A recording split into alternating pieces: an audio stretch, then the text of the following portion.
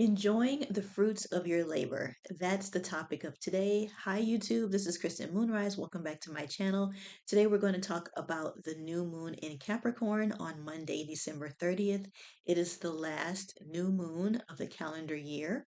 I am a spiritual success coach for business women who are ready to balance their mind, body, and soul. I hope everyone has been enjoying the holidays. This has been a very busy week for me. And for me, this is the first holiday season that I have celebrated as a married woman. So it's been quite different, but absolutely, I'm totally blessed and thankful for everything. So also, it's storming, it's kind of thunderstorming here in Houston. So I'm hoping that I don't get zapped out of recording for this video. But let's get right to the chart. Here's a chart for the new moon in Capricorn, Monday, December 30th, 4:27 p.m. Houston, Texas, Central Standard Time. The sun and moon are conjunct in Capricorn at 9 degrees and 43 minutes in the mysterious eighth house of death, regeneration, and legacies. So when we think of Capricorn, we think of someone who is focused on achieving their career goals. They are methodical. They are concentrating on making sure that they have a good public standing. Their reputation is extremely important to them. They are disciplined, practical, and responsible. And so, when applied to the eighth house of death, regeneration, and legacies, we are to ask ourselves, what do we want to achieve and the legacies that we want to live or leave for others? And so, basically, I took that as what transformation do we need to have to become that ideal version of ourselves? What needs to die and what do we need to become so we can have that public standing, that reputation, that we are that point of contact that everyone goes to for a particular subject. And so Capricorn is about the long haul. It is an earth sign. There will always be a need for some type of investments, not necessarily financial, but that pay off in the long term. We consider our education um, an an investment that's long term. It may take a few years, but the expectation of more opportunities is what we expect at the end of that going that route.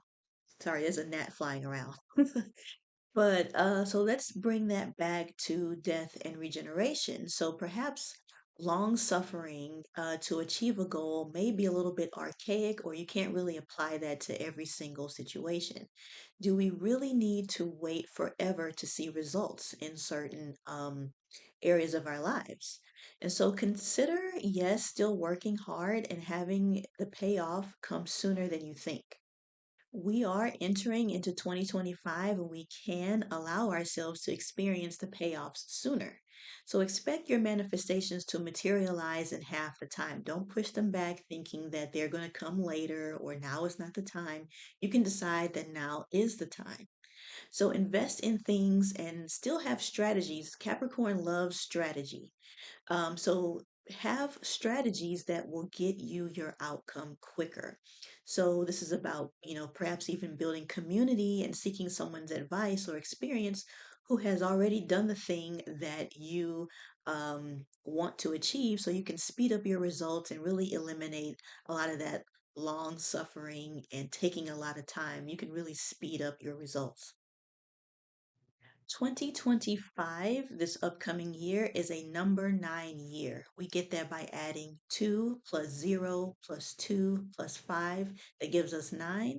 And in numerology, this is about the number 9 is about ending cycles, having achieving goals for a humanitarian outcome. Not so much of a personal thing, but it's about when we win, others around us win. As we achieve, then so does our community. So 2024 was a number 8 year, and that was where we were to experience the fruits of our labor from our work from before, from years past. And so as we go into 2025, we honor our success and our hard work and what we have accomplished and how we have benefited from it. And we are now to also tie up any loose ends that maybe we did miss, that we didn't catch this year, that we may have missed. And because soon enough in 2026, I might be getting ahead of myself, but we'll start a new year of planting seeds for new goals and life expectations. So this is a bit of a year where we do relax. We don't necessarily work super hard. I mean, unless that is something that you see yourself doing, but tie up any loose ends. And this is all about really sharing with others what we have learned in years past.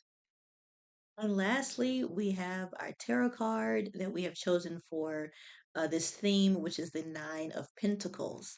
And so this is a perfect for us going into a number nine year.